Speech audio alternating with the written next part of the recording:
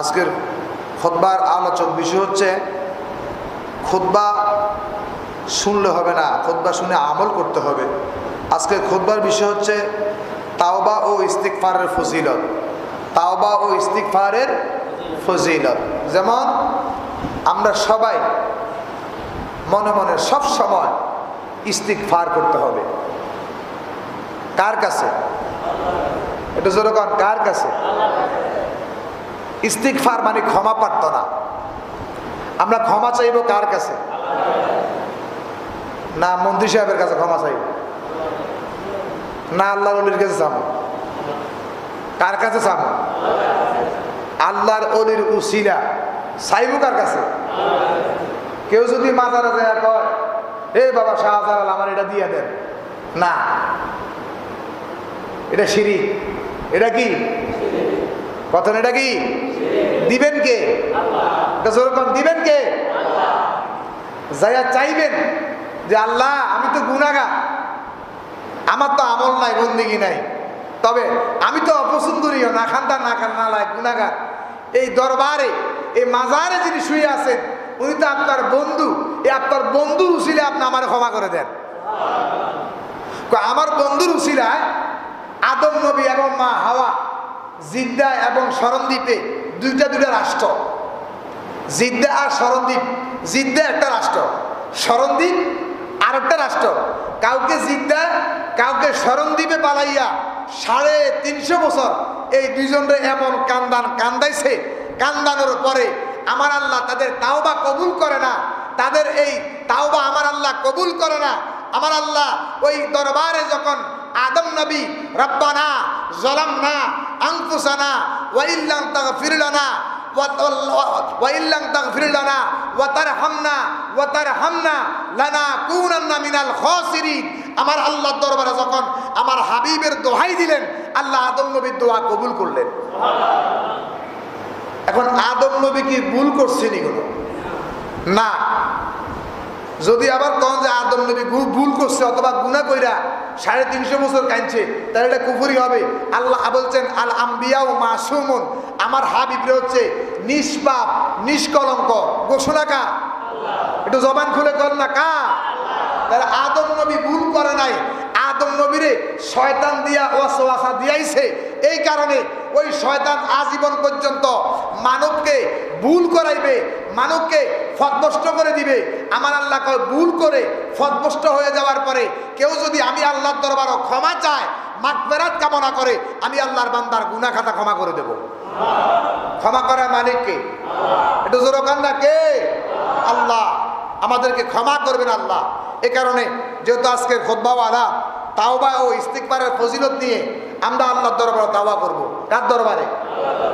আল্লাহর ওলির মাজার জিয়ারত করব। আল্লাহর ওলির মাজার জিয়ারত করব আর তওবা করব কার কাছে? খুশি হইবেন কে? আল্লাহ। যিনি আমাদেরকে খাওয়াচ্ছেন, যিনি আমাদেরকে রিজিক দিচ্ছেন, যিনি আমাদেরকে মা দিলেন, যিনি আমাদেরকে বাবা দিলেন, যিনি আমাদেরকে সন্তান দিলেন, যিনি আমাদেরকে জায়গা দিলেন, যিনি আমাদেরকে জমিন দিলেন, যিনি আমাদেরকে হায়াত দিলেন, যিনি আমাদেরকে সমস্ত কিছু দিলেন, ওনার নাম কি? একটু জোরে বলেন, ওনার নাম কি? আল্লাহ। এই আল্লাহ নামটা তো আমরা ঠিক মতো নেই না বাবা। এখন কি আল্লাহর নাম স্মরণ করলে খুশি হবেন কি? আল্লাহ কয় তোমার মায়ের দিকে যদি নজর করো আমি তোমাকে একটা কবুলিয়ত দান করে দেব। আল্লাহ কয় তোমার বাবার দিকে যদি তুমি মুহাব্বতে একবার নজর করো আমি তোমার আমল নামে একটা কবুলিয়ত হজ দিয়ে দিব। আল্লাহ কয় তুমি যদি মসজিদে বাইতুল্লাহ, কার ঘর? আল্লাহর ঘর, এই মসজিদে বাইতুল্লাহর দিকে যদি একবার কেউ মুহাব্বতের নজরে তাকায় আমার আল্লাহ কয় তার একটা কবুলিয়ত হজ আমি তার আমল নামায় দিয়ে দেব। জোরে কইতেন না আল্লাহু আকবার। আবার আমার আল্লাহ বলতেছেন প্রিয় মুর্শিদ ফালান তাজদালাহু ওয়ালিয়াম মুর্শিদা, ফালান তাজদালাহু ওয়ালিয়াম মুর্শিদা। আল্লাহ কয় মুর্শিদের কদমের দিকে, মুর্শিদের চেহারা মুবারকের দিকে যদি কেউ নজর করে আমার আল্লাহ কয় ওই ব্যক্তিকে আমি আল্লাহ একটা হজের সওয়াব দিয়ে দেব। তাহলে আল্লাহ, রাসূল, মুর্শিদ, মা বাপ এগুলো একই ক্লাসের লোক। কাউকে নিচে নামানো যাবে না, কাউকে উপরে উঠানো যাবে না। এখন আপনারা বলেন বাবা, আমার নবী কি আদম নবীর মতো নবী? একটু কথা বলিন বাবা, আমার নবী কি আদম নবীর মতো নবী? মুসা নবীর মতো? দাউদ নবীর মতো? তাহলে আমার নবীর একটা আলাদা কোয়ালিফিকেশন আছে, আমার নবীর আলাদা একটা স্পেশাল ক্ষমতা আছে। দিছেন কে? এটা মোহাব্বতে বলেন, দিছেন কে? কিয়ামত পর্যন্ত যদি তোমরা আমি আল্লাহর দরবারে চাও, আমি আল্লাহ জীবনও দিতাম না। কিয়ামত পর্যন্ত যদি তোমরা আমি আল্লাহর দরবারে রহমত চাও, বরকত চাও, রিজিক চাও, আমি আল্লাহ দিতাম না। আমি আল্লাহ ডাক ডাক আল্লাহ কিল্লাই দিতাম না। আমার হাবিবের উসিলা না দিলে আমি আল্লাহ দিতাম না। ডাইরেক্ট মুসা কালিমুল্লাহ আমার দিদার চেয়েছিল, আমার ৭০,০০০ নূরের পর্দার একটা পর্দা যখন আমি কুহুরিত্তর দিকে আলোক করে দিছি, মুসা নবী বেহুশ হইয়া পাহাড় জ্বলে সুরব হয়ে গেছে। এ কারণে ডাইরেক্ট আমি বান্দার কিছু দিই না, উসিলা ছাড়া দিই না। তাহলে উসিলা ধরা আমার নবীর সুন্নাত। উসিলা ধরা কার সুন্নাত? নবীর সুন্নাত। ইস্তিগফার করা, তাওবা করা কার সুন্নাত? আমার নবীর সুন্নাত। আমার নবীজি সব সময় মাওলার দরবারে মাওলারে খুশি রাখার জন্য ইস্তিগফার আদায় করতেন। সুবহানাল্লাহ। এখন আমরা যদি ৫ ওয়াক্ত নামাজ পড়েন, ৫ ওয়াক্ত নামাজের পরে আমরা ডানি বাবা সালাম ফিরানোর পরে একবার করে যদি ইস্তিগফার আদায় করেন, ৫ ওয়াক্ত নামাজে কয়বার আদায় হয়? এটা কথা কর না বাবা, জবানটা হলে কর না, কয়বার? ৫ বার। যেমন আপনি একটা উপজেলা চেয়ারম্যানের কাছে যায় যদি দৈনিক ৩ বার করে ক্ষমা চান, পিউনের গুড়িয়ে করবো দেখ ওটা গরিব মানুষ, এটা ঘরের লাগে আইসে, 2 মান টিনের লাগে আইসে, চেয়ারম্যান সাহেব যায় গরিব মানুষ আমার এলাকার পার্শ্ববর্তী এলাকার দিয়া দেন, চেয়ারম্যান সাহেব সাইন দিয়া দেয়। কথা কথা দেয়নি। তো আল্লাহ কয় আমার তো কোনো, আমার নবীকে আমার তো কোনো গুনাহ নাই, তবে আমার উম্মতের জন্য দৈনিক আমি ৭০,০০০ বার আমি আল্লাহর দরবারে ইস্তিগফার আদায় করতাম। কয়বার? ৭০,০০০ বার বাজান। ওই ইস্তিগফার, ওই তাওবাকারীর কেমন ক্ষমতা, কেমন স্পেশাল পাওয়ার। আমার আল্লাহ কয় যে আমি আল্লাহর দরবারে সব সময় ইস্তিগফার আদায় করলো, তার জবান থাকবে পবিত্র। তার জবান থাকবে কি? তাহলে ইস্তিগফারের সর্বপ্রথম ফজিলত হচ্ছে কি? ইস্তিগফার জবানকে পবিত্র করে দেয়। বলেন কি কে? জবানকে। দ্বিতীয় নম্বর ফজিলত নিয়ে শুনেন, ইস্তিগফার কলব পরিষ্কার করে দেয়। সুবহানাল্লাহ বলেন না? ইস্তিগফার আপনার চোখের যে একটা জ্যোতি আছে না, চোখের মধ্যে একটা আলো আছে না, ইস্তিগফার করলে ইস্তিগফারের তৃতীয় নম্বর ফজিলত হচ্ছে আল্লাহ কয় যে আমার দরবারে ক্ষমা প্রার্থনা করবে, তার জীবনে চোখের পাওয়া যাবে না। এই চোখ দিছেন কে? জোরে কন না কে? আল্লাহ। আমার আল্লাহ কয় যদি কেউ আমার দরবারে 1000 পাহাড় পরিমাণ গুনাহ করেছে, কেউ যদি 3 বার 5 বার 7 বার 70 বার কেউ যদি ইস্তিগফার আদায় করে, পাহাড় পরিমাণ গুনাহ করলেও আমি আল্লাহ সেকেন্ডের ভিতরে সব কিছু আমি আল্লাহর ধ্বংস করে আমার বান্দাকে আমি মুত্তাকিনের কাতার নিয়ে পৌঁছাই দিই। সুবহানাল্লাহ। গভীরে মনোযোগ অন্তরে কান লাগায়া নবীর প্রেম লাগায়া বসেন গো ও আমার নোয়াপাড়ার বাবারা। আজকে তো গরিবের হজের দিন বাবা, তাহলে আজকে ইস্তিগফারের খুতবার মধ্যে সব সময় হাঁটতে বসতে উঠতে খাবার সময় আমরা আল্লাহর শুকরিয়া আদায় করব।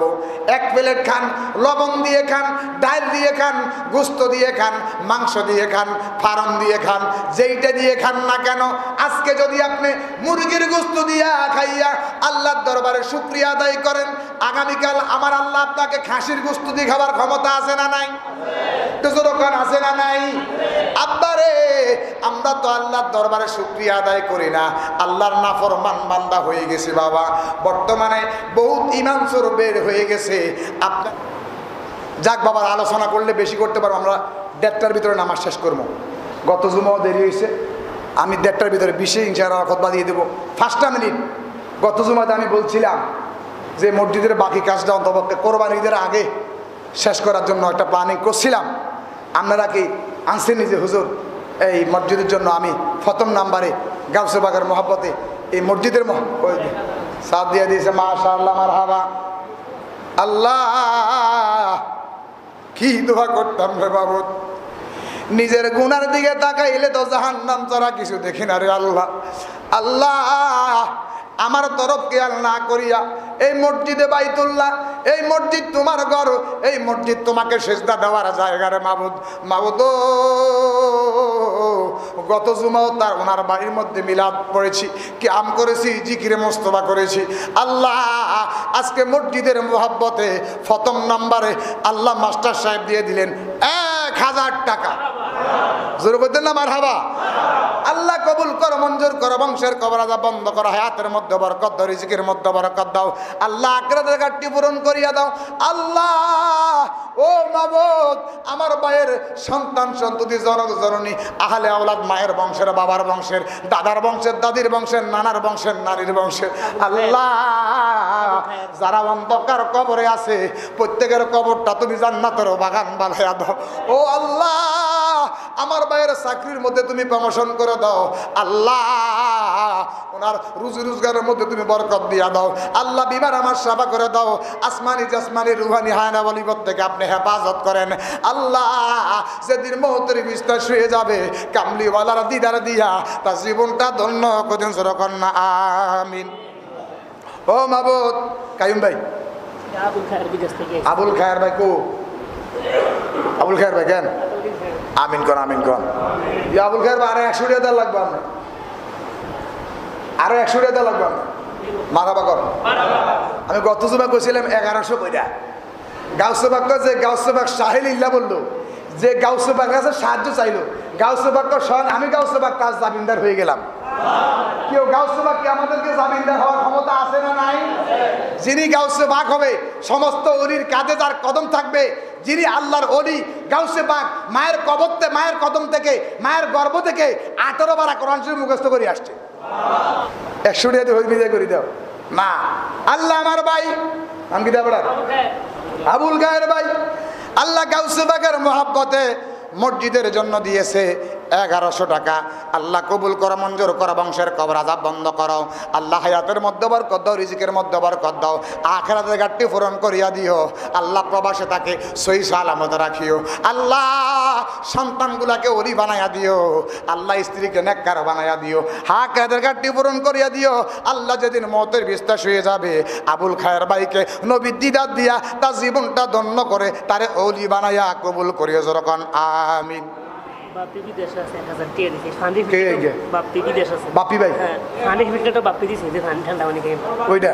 আল্লাহ মসজিদের জন্য আল্লাহ একটা ঠান্ডা পিল্ডার, মুসল্লিরা ঠান্ডা পানি করার জন্য একটা পিল্ডারও দিয়েছে। আল্লাহ নাম কি জানি?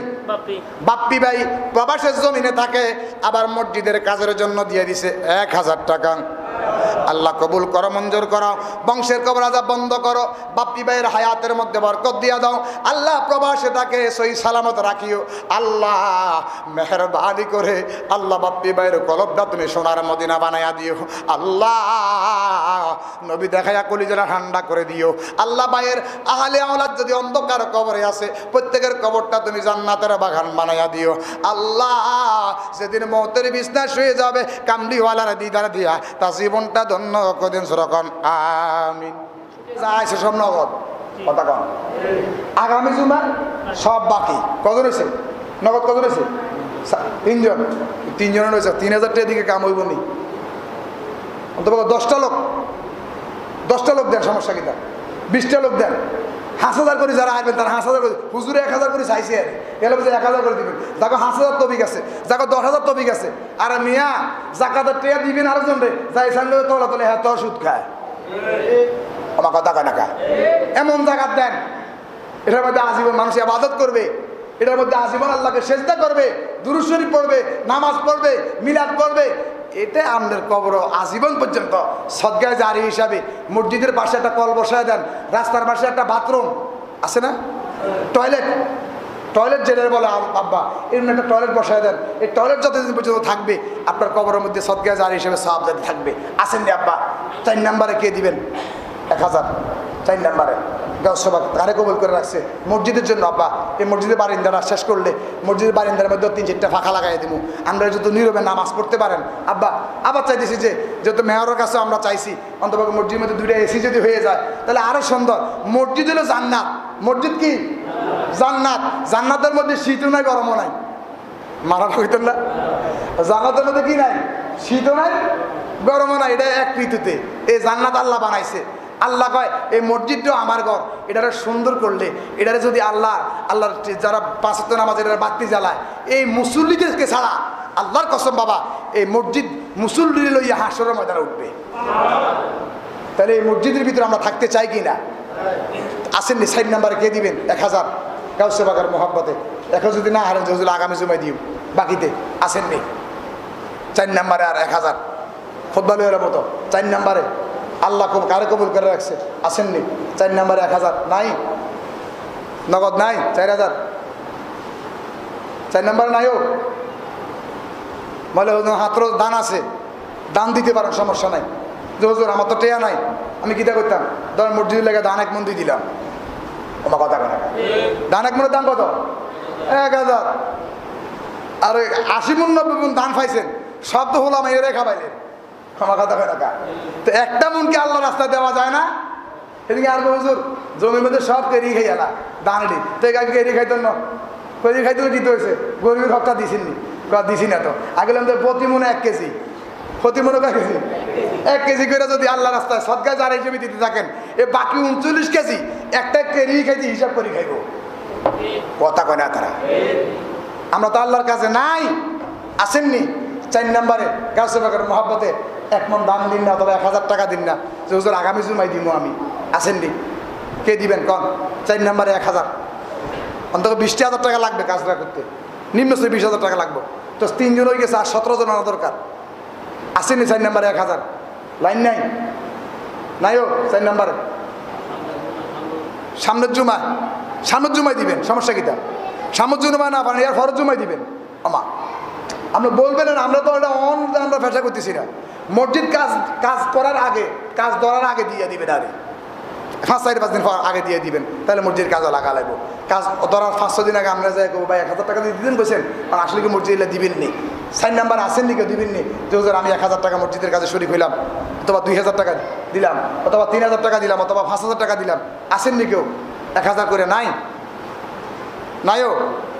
এই মসজিদ ঘর আল্লাহর ঘর, এটা মানে আপনারা নামাজ পড়বেন, আসেননি? দিবেননি? আগামী জুমা ইনশাআল্লাহ নগদ 3 জন উঠছে, আরও 17 জন লোক।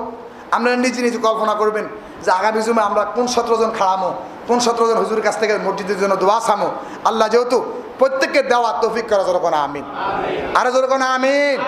অনেক টাকা নিয়ে আসছেন, আজকে দ্বিতীয় মেসেজটা আপনাদেরকে দিয়ে দিলাম।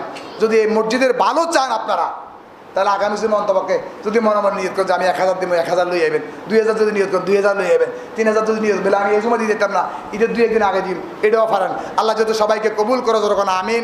যারা